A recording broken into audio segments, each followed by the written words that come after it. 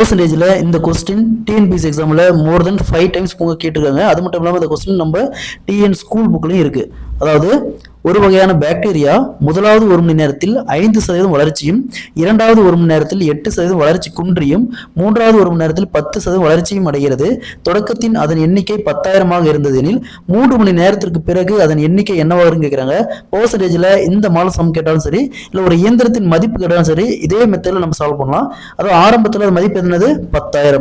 ஆரம்பத்தில் அதன் மதிப்பு 10,000 இன்ட்டு முதல் 1 மணி நேரத்தில் வளர்ச்சி அடையுது. அப்போ நம்ம பேசிக்காக எப்பவுமே 100% வச்சுக்கணும்.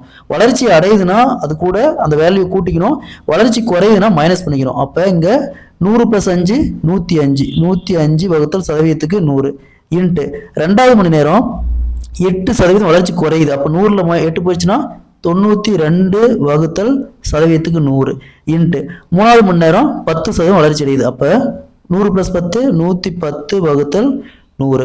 ஸோ இங்கே ஒரு 4 ஜீரோக்கு இந்த 4 ஜீரோ அப்படியே கேன்சல் பண்ணிடலாம். நெக்ஸ்ட் இங்கே ஒரு ஜீரோ, இங்கே ஒரு ஜீரோ அப்படியே கேன்சல் பண்ணிடலாம். நெக்ஸ்ட் இங்கே 5ஆல் கேன்சல் பண்ணால் இங்கே 2, இங்கே 21. நெக்ஸ்ட்டு 92 2ஆல் கேன்சல் பண்ணால் 46.